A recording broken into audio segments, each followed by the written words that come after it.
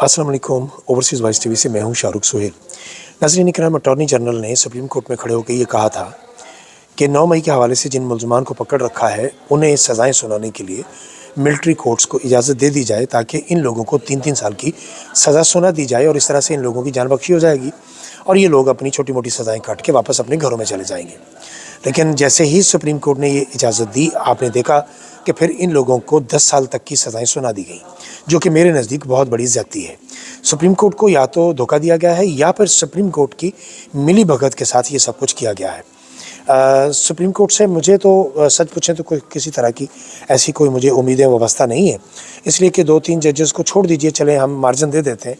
लेकिन तमाम के तमाम ये जजेस, चाहे सुप्रीम कोर्ट के हों, चाहे हाई कोर्ट के हों, चाहे निचले दर्जे के हों, ये तमाम के तमाम बुज़दिल जजेस हैं। ये कॉम्प्रोमाइज़्ड हैं, ये पपेट्स हैं, ये अपनी हैसियत औकात से ज़्यादा कुछ कर नहीं सकते और ना इन्हें करने की दिए जाने की इजाज़त दी जाती है।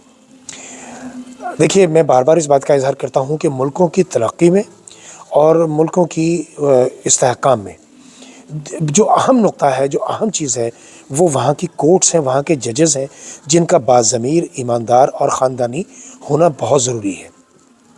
अभी तक के तजुर्बे के मुताबिक तो हमने देखा है कि बाज़ारी सोच के लोग सुप्रीम कोर्ट्स में, हाई कोर्ट्स में आके बैठ जाते हैं और फिर जो इनको अहकाम दिए जाते हैं, ये उसके मुताबिक अपना फ़ैसला सुना देते हैं।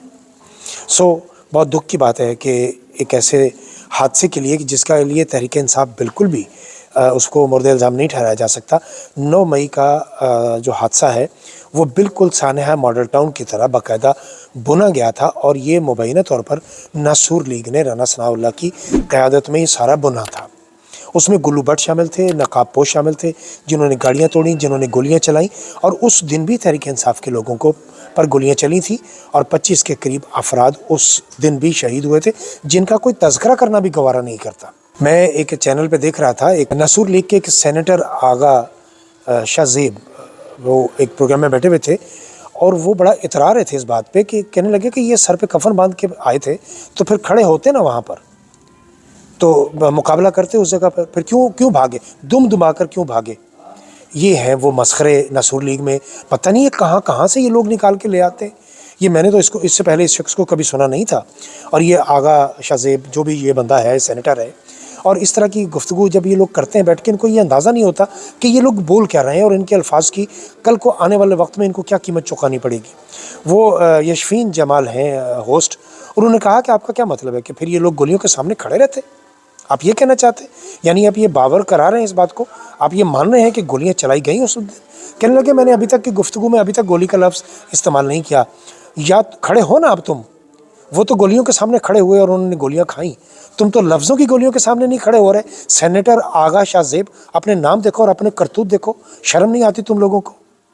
हैरानी की बात तो ये है कि जिनको 10 साल की सज़ाएँ सुनाई गई वो तो फिर बेचारे गरीबों के माल थे, वो मिडिल क्लास लोग थे, उनको सज़ाएँ हो गई। क़यादत में से तो किसी को फिर सज़ा नहीं हुई। इसलिए क्यों सज़ा नहीं हुई? क़यादत की ज़रूरत इस निज़ाम को, इस सिस्टम को हमेशा रहती है, इनको इस्तेमाल किया जाना होता है आने वाले वक्त में। जिस तरह इस्तेमाल किया गया दिलीप अब्बास को, जिस तरह इस्तेमाल किया गया फ़वाद चौधरी को, मुराद रास को, फ़र्रुख हबीब को, इबरारुल हक को, ये वो सारे लोग थे जिन्होंने प्रेस कॉन्फ्रेंसेस की, फिर ये गंगा नहा गए, ये बावज़ू हो गए, ये पता नहीं कौन सा बहिश्ती दरवाज़ा गुजर गए। ये लोग तो पारसा हो गए, इन्होंने तो कुछ भी नहीं किया और वो जो गरीबों के बाल थे वो बेचारे सारे के सारे फंस गए। मज़ा तो तब था ना, फैज़ुल हसन चौहान को भी वो सज़ा 10 साल की होती, फ़वाद चौधरी को भी होती, इबरारुल हक को भी होती, इन लोगों को भी तो 10 साल की सज़ाएँ होती ना, फिर हम मानते कि हाँ यार ये बराबर का इंसाफ है। लेकिन ये कैसा निज़ाम है, ये कैसा मसखरा मुल्क है, कैसा मसखरा निज़ाम है, कैसा मसखरा इंसाफ है, कानून है कि इसमें जिसका जो दिल चाहता है वो मोम की नाक को मरोड़ के अपने मुताबिक बना लेता है।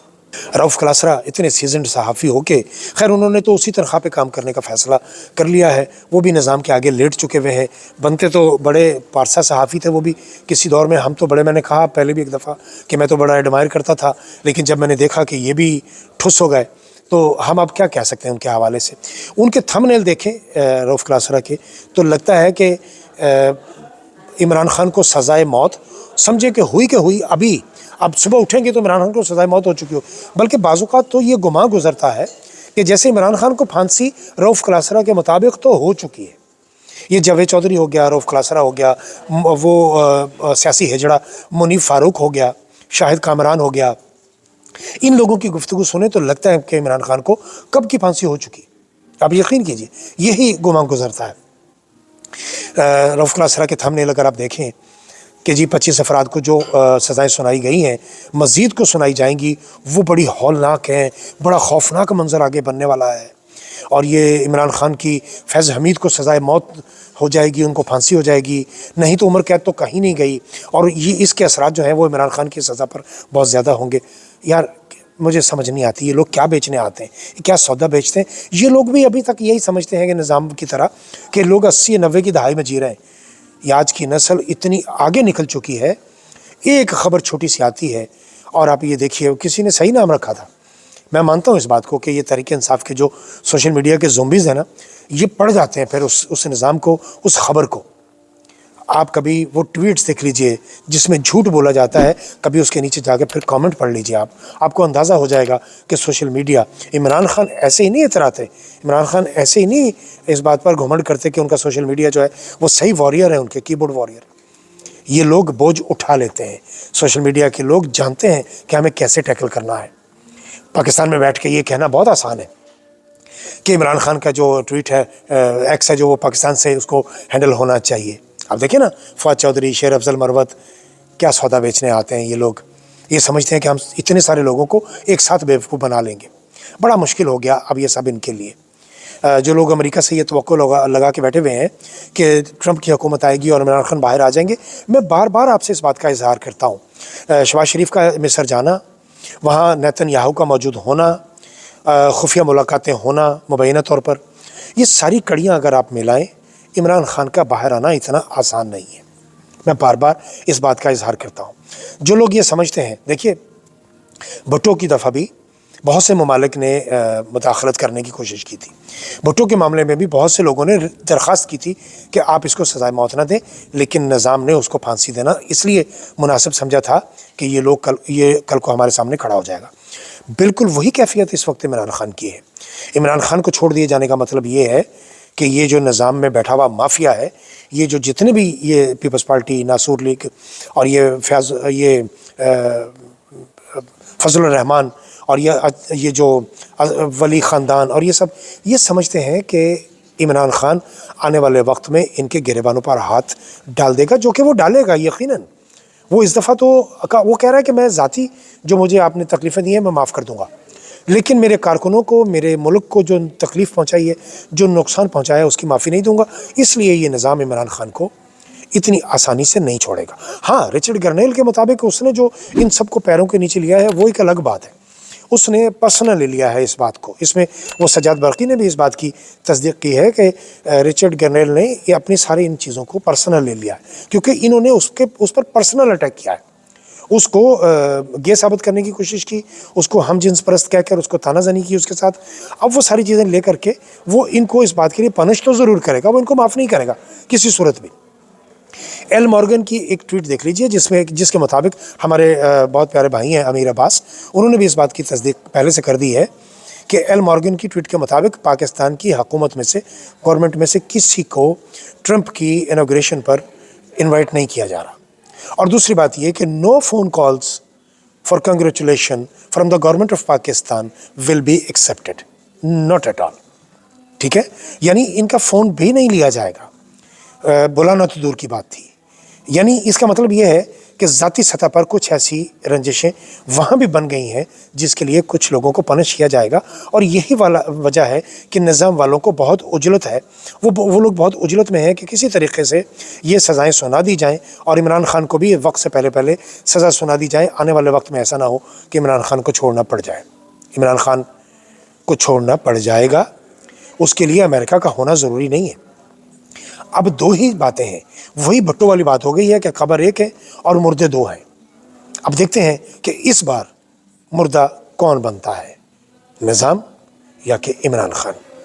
چلتے چلتے شعیب شاہین صاحب نے کا ایک میں نے وہ کلپ دیکھا ہے. انہوں نے طارق فضل کو یہ چیلنج کیا تھا کہ تم اپنے بیٹے کی قبر پر جا کر کھڑے ہو کر صرف یہ کہہ دو کہ تم جیتے ہوئے ہو، میں یہ کیس واپس لے لوں گا. اور میں اس کلپ کو سننے کے بعد मैं ये सोच रहा था कि तारिक फजल का जवां साल बेटा मर चुका है, क्या इन लोगों को फिर भी नहीं समझ आती कि किस किस चीज़ में क्या क्या निशानियां हैं? कमर ज़मान कायरा भी इस बात का शिकार हो चुके हैं। क्या वो भी कभी ये महसूस नहीं करते होंगे? क्या उनका ज़मीर इनको नहीं कभी हिचकोले देता होगा कि यार कुदरत ने आपको इशारे दिए हैं लेकिन आप उसको कबूल नहीं करना चाहते? हमारा माशरा, यकीन कीजिए पूरे की पूरी सोसाइटी हमारी, बिलखसूस पंजाब और सिंध, हम मसखरे बन चुके हैं, हम भांड मरासी बन चुके हैं। एक साहब कह रहे थे कि डेथ सर्टिफिकेट की कीमत 1 जनवरी से 300 से बढ़ाकर 1200 कर दी जाएगी, लिहाजा 11 दिन बाकी हैं, आप फ़ायदा उठा सकते हैं। यानी जिसने मरना है वो मर जाए। यानी हम ऐसी बातों में भी भांड पुना करते हैं और जिन चीज़ों पर हमें आवाज़ उठानी चाहिए अपने हकूक़ के लिए, हमें शर्म से डूब मरना चाहिए, हम उसमें भी जुगतबाजी करते हैं। शर्म आनी चाहिए। मेरा ख़्याल है ऐसी बातें करने वालों को, ये संजीदा बातें हैं, ये मसखरपन की बातें नहीं है। 300 से बढ़ाकर आपका डेथ सर्टिफिकेट 1200 कर दिया जाएगा। आपका जीना हराम है, लेकिन वो लोग बहुत अच्छा जी रहे हैं। कीमतें पेट्रोल की बढ़ती हैं आपके लिए, कीमतें चीज़ों की बढ़ती हैं, महंगाई बढ़ती है आपके लिए, पार्लियामेंटेरियन की तनख्वाहें बढ़ती हैं 76,000 से एकदम 4 लाख। कैसा मज़ा आया ना आपको? इसमें तहरीक इंसाफ के वो बंदे भी शामिल हैं जो कभी एहतजाज के लिए बाहर नहीं निकलते, जिनको निज़ाम में बैठने का मौका मिल गया गलती से, और अब ये कप्तान से वफ़ा नहीं कर रहे, ये गद्दारी कर रहे हैं। अभी तक के लिए इतना ही, बाकी बातें अगले व्लॉग।